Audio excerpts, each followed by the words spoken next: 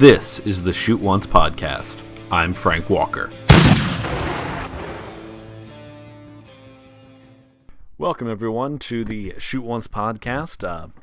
Another week of, waiting around, but hey, it's been interesting to say the least. At least there's still stuff for us to talk about, so we do want to get that going. Thank you for being joining us for another show here on the Hockey Podcast Network. So, we're hitting kind of an interesting time in all of this, at least in my mind. And what I'm seeing here, just a couple things to kind of start off the show. Pierre LeBrun on Twitter today posted a reminder that the NHL is willing to delay the start of next season until November in order to finish off this season if possible of summer hockey. NHL believes they can play a full season next year starting in November, cancel all-star games / bye weeks, play playoffs into June of 21. Now, for all you who remember, the playoffs do normally run into June anyway, at least the end of the Stanley Cup playoffs, and the bye week the players get is part of the trade-off for the all-star game being a 3-on-3 event. So I can see where the NHL says to themselves, hey, we can get some extra time there if we need to push back the start of next season. Now, ESPN put out a pretty good article today. I understand for some people saying ESPN did something good on hockey is bad, but I tend to like what ESPN does on hockey anymore. I think they've got a good team there between Emily Kaplan, Greg Wyshynski, and Dmitry Filipovich does some writing for them, which I do like. And they do kind of a nice little weekly just kind of update on what's going to happen. Essentially, it's just what we already know. The NHL has saying all options are on the table. There may be these weird neutral site games with no fans. Maybe they'll still have games with fans. Nobody really knows. Yada, yada, yada. This is my first soapbox for the week. Any time now that you see something on Twitter or you see something at all talking about how hockey may still happen this season, there is immediately a huge group of people who come up with this whole, why are they still doing this? Just pack it in already. You're not going to play this season. Why are we still playing this game? To those people, stop it. Just be quiet. I get it. We're all miserable. Things aren't. We're not all miserable. My particular situation set it very well to deal with all this, but there's a lot of people who seem like to act like there's this moral obligation for the NHL to have to shut down right now. And that's crazy. That's ridiculous. And then some people immediately go to the whole, this is just about the money. Well, yeah, the NHL is a business. Teams are a business. The players are doing this because they get paid. Obviously, there's a lot of money involved. As fans, we are the only ones who are involved in this that are not making money. That's where we're at. I do this show. I joined the Hockey Podcast Network. Guess what I'm not doing, guys? Getting rich off this stuff. I'm just enjoying it because I love it and it's fun. But at no point have I looked at the players, the teams, and thought, man, they really need to worry about they need to worry about something other than money in this. No, they're players. Of course they're going to worry about the money involved and what's going on there. So I don't begrudge them that. And the thing is, they have time right now to think about what they want to do. They don't have, I apologize if I keep looking over to the right here, but I'm just, I guess to you guys I'm looking to the right. Yeah. But they have time. They can take their time, think about options, let things play out. All these people online playing that they know, talking about like they know what's going to happen next. Nobody knows what's going to happen next. 6 weeks ago, if you told any of us that this is what was going to happen, we'd thought you were crazy. Now, I'm not saying that in 6 weeks everything's going to go right back to how it was and magically everything will be fine, but there's a lot of factors involved in what could happen next. We're going to say the idea of a miracle vaccine showing up is ridiculous. I think that one's probably right out. But does the U.S. get this contained? Does the thing react differently to weather? I don't know. That's the deal. Nobody knows. Do we get to a point where, you know what, filling up arenas doesn't make sense, but we've got this thing kind of tracked. We've got some drugs that seem to be working pretty well for it, and we can do games for a television production. I could see that happening. That's something that I don't think is beyond the realm of possibility. And I know Drew Doughty came out today. They did an interview. They did one of these Zoom interviews. They had a bunch of players on, and he said something about how he didn't think they would play, and how even if somebody won, it wouldn't feel like they won a real Stanley Cup. And then he said something about how he noticed how in the player survey he wasn't that high, ranked that high for a defenseman as the best defenseman in the league. Sounded like a lot of sour grapes from him, honestly. Because I think somebody even asked, if your team was closer to the playoffs, would you think this was more of a possibility? And he said, well, yeah. So it just, the players don't know what's going to happen. The commissioner doesn't know what's going to happen. Honestly, if you go to the people who are going to make the decisions right now, they probably couldn't tell you. So for there to be stories written and for the NHL to go through and say, we're going to make a bunch of plans, we're going to make a bunch of contingency plans, we're going to write up, 15, 20 different options, and we'll figure it out from there, that just makes sense. So to not do that, I think, would be a silly action, something strange. But either way, it's an interesting time to see what's going to happen next. And what I liked is over the last couple of weeks, and this is what I've really liked about The Athletic, and you're going to notice me citing a lot of Athletic articles today, especially in our first video version of the podcast. Hopefully this works. Last week I tried it. There was some major issues with how I did it. Hopefully this one works. The Athletic this week wrote about a couple of players that, as far as the future of the team and for the Blue Jackets. And the two players that are mentioned here are Kirill Marchenko, who's a winger out of Russia, and my stuff isn't scrolling. Dmitry Voronkov. Now I'm trying not to cover all this up because I don't want to make people The Athletic mad because I'm putting all their stuff online where anybody can read it. But the idea is that we've got these players coming, and Voronkov is a center. The comparison he's getting is Boone Jenner. Kind of just that hard-working center who's going to be a kind of a solid guy on your team. And Marchenkov, Kirill there, he is getting comparisons to Philip Forsberg as far as a high-skilled winger. The thing that's going to kind of stink for the Blue Jackets is the timing these players are coming in. Because when you look at where they're at, because right now both of them are still playing in the KHL. But when you look at where we are as far as the salary cap goes, the center, Voronkov there, the plan is that he will be here 21-22, and I'm making sure I'm seeing this right. Yeah, 21-22 is when he would show up. And Marchenkov there would be the next season, so 22-23. Now, Voronkov, when he's being talked about, it's kind of as that third-line center. Pierre-Luc Dubois is obviously our number one. There's been a lot more talk about how Alexander Texier is going to line up, be that second-line center for this team. And if Voronkov's our third-line center, that would give you a great 1-2-3 right down the middle. That I've got, at least in the terms of Dubois and Texier, players who are skilled players who can be great centers there. And then with Kirill there, when he comes over, it'll be a great winger. So by this 21-22, 22-23 season, and we've talked on this show before about how this team's championship window, that's when it actually starts showing up in a lot of ways. And part of that is that some of these great players we've got who are so young will be starting to hit primes of their career at that point.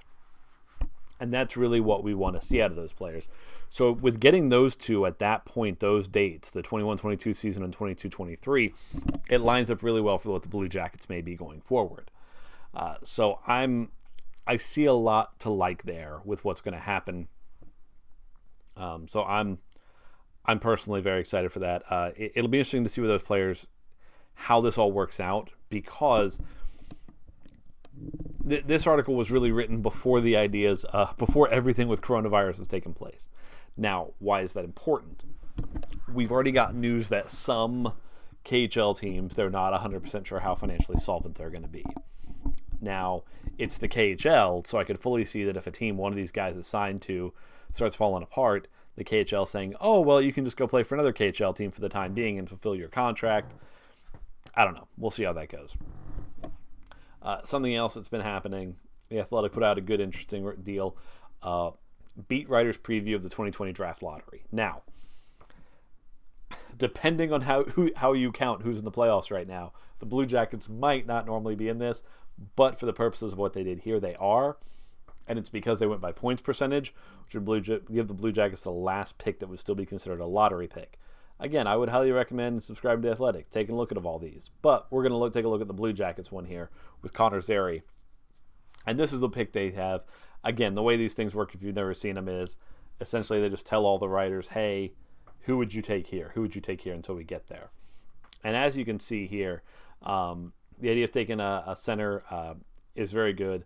This is a player who, as some people have put up, and we'll look at Pronman's take here specifically, I really like Zary's game and think he would be a fine value at number 15. He's got the potential to become a two-line center, and I think he's talented enough to pass Texier on the depth chart if he gets a little quicker and hits his high side. What it's saying is this season, particularly this offseason, guys, when we hit this draft, this is the draft they've talked about for years in terms of depth. The top players, Lafreniere and Byfield, are both going to be really good players. Now, we're not talking Connor McDavid type players, but they're going to be really good. And the really interesting thing about this draft is they're looking at almost the whole first round being players that are all kind of like, yeah, he's going to be a good NHLer. They're not all going to be superstars, but they all could be good NHLers. And when you look at the Blue Jackets team, how it's currently built, picking up one more piece that could step right into the lineup would be huge, because this team is so young and has so many big years ahead of it. And when we're looking at this, and I like that I've got trying to do this video stuff. Again, I'm trying to make sure the show still works if you're not doing video on it. But the way our team is structured, the reason we keep talking about the 21-22 season as being and again, maybe this team makes the playoffs and whatever's left of this season, how they do it, maybe they make a miracle run and win a Stanley Cup. I would be super happy to not have to wait on that. But if you go to capfriendly.com, or if you're watching the video feed, you can see it this way. This team is set up to where in 21-22 we will have Bjorkstrand just hitting it, being at 27. We'll still have the end of Cam Atkinson's high end. Will be at Gustav Nyquist. Will be at his high end. We will be looking at Pierre-Luc Dubois just starting to hit his prime. You'll have some players getting a little more experience between like an Eric Robinson or an Emil Bemstrom, starting to show that additional something. And it'll be Boone Jenner's last year of his current deal. We'll see what happens with him there. But you'll still have a young Zach Werenski, still have a pretty young Seth Jones, have one of these great goalies, either Jonas Korpisalo, Elvis Merce Lincolns, and this great defensive core still. So that's where I think that window opens for this team. And it'll be interesting to see the players they've already got in the pipeline adding on to it. And it's also one of those things where a lot of times you see rankings of the different groupings around the league, the different farm systems. And the Blue Jackets have been getting a low ranking on that for a few years. And I think part of it is the Blue Jackets, in difference from a lot of teams, because they were in a strange place. Because when Jarmo took over, almost right away they were a bubble playoff team. But the thing about being a bubble playoff team is you're not quite good enough still, but you're not far off. But he kind of cycled through a lot of guys, as far as a lot of the older veterans started kind of cycling off the team, and you started bringing on, because again, there's no Wisniewski anymore. There's no Jack Johnson. There was trying to think of that center who went to Florida, and then Derek Brassard, or not Derek Brassard, but we did trade Derek Brassard. There's that center who went to Florida and then went to New York after that, to the Islanders. There's a lot of players this team has kind of cycled through. We don't have Sergei Bobrovsky even anymore. This team is really becoming the vision of what Jarmo did. At this point, by the time we hit that 21-22 window, with the exception of Cam Atkinson, just about every player on this team will be a team that was put on this organization by Jarmo Kekalainen. And so it's a whole different vision, and that's part of why I think that farm system for the Blue Jackets is so depleted, is because they keep putting players in the majors. They keep, whenever they get a good player in Cleveland, they earn their way up, and you get them on the big team. And I know for some people it'd be like, oh, you haven't won anything with it yet. No, but this team is about as, with the exception of not winning a cup, I mean, they're pretty successful without winning a cup for the last few years. I mean, they've been in the playoffs, 4 straight years now. They've got as many wins as I think all but maybe 4 or 5 teams in the NHL over the last few years. It's been a really good franchise. It's being built up by what Jarmo's done here. So I'm seeing a lot of reasons for positivity when it comes to that, especially with the players still coming up. Last article I want to talk about today, and this one The Athletic made for free, so if I show more of it, I don't think I'm that worried about it here. But again, hopefully this works for the audio folks there, but they put up a really nice article about what's happening down in the Arena District. Now, the Arena District is a place that is near and dear to the hearts of Blue Jackets fans because, that's where we see games. It's where we experience a lot of excitement and emotion and then heartbreak and all sorts of stuff. And there's a lot of neat little places down there. I mean, it's kind of a shame that right before all this, we're into the issue of the Three-Legged Mare closing and then the Gordon Biersch restaurant closing. But, you still got the North Market down there, and you still got some other nice places down there and Boston's and whatnot. And honestly, this article on The Athletic, I'd recommend, again, with it being free, everybody go read it. Some of the things I didn't know about the places that I thought were great. I didn't know that Boston pizza there. I know it's a big chain in Canada. I didn't know it was locally owned by somebody in Columbus. A lot of the chains down there are actually owned locally by Columbus folks. And obviously they're employed by local Columbus folks. So, I mean, it's not a bad thing to eat at some of the chains because they still have local ownership. But the folks at Nationwide Realty, who really kind of, own and lease most of the space down there in the Arena District, had something really cool happen where Nationwide Realty essentially told them, don't worry about rent. As I'm going to highlight here on the video part, but again, I'll tell you guys to go read it. On March 17th, Nationwide Realty Investors President Brian Ellis sent a letter to bar and restaurant owners informing them that they would not be responsible for paying rent during the pandemic. We have restaurants that were hurt by 2 different lockouts and hurt pretty significantly, Ellis told The Athletic. But the big difference is obvious. They weren't closed. These restaurants are shut down.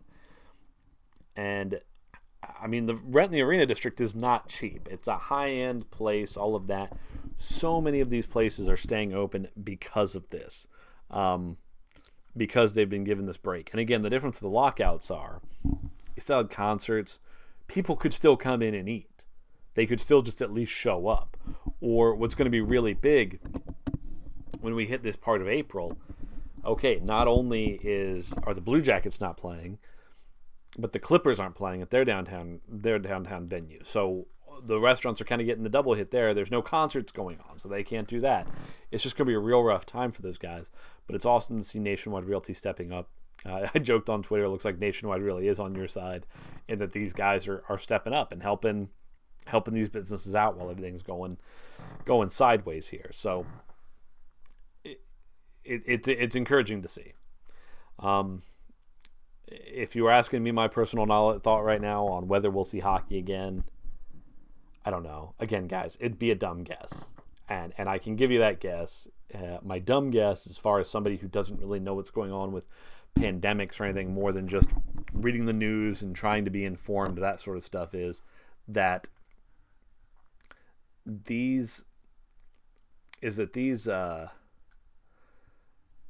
my guess is that what we'll see are games with no fans to finish up this season, going in the next. After a whole summer, I don't know what we'll see as far as next season goes. I do know I really want to be at the next game at Nationwide Arena whenever that happens, because that place, the roof is going to be ready to blow off the place when it does. But I don't know. I'd love to say games are going to open up and we'll all be there and it'll be fun, but we just don't know for now. And my personal preference, obviously, for that, other than if we can't have regular things happen, I was kind of encouraged seeing the NHL was willing to push back the start of next season in the November, because to me, seeing the culmination of the season is more important than next season just being a regular season. I honestly would be fine with us going into next season, not starting into December or January, and having almost like a strike shortened season. Because I would rather have 2 seasons that have endings, 2 seasons that have playoffs and a Stanley Cup final, than I am 1 season where I just got most of the regular season with no playoffs or Stanley Cup, and then another regular season. I want 2 Stanley Cup runs. I want 2 playoff runs out of this. So that's where I stand on it. Thank you guys very much for listening. If you're trying us out on video, thank you very much for watching. Thank you for listening again, and go Jackets. This has been the Shoot Once Podcast. Follow us on Twitter @ShootOncePod.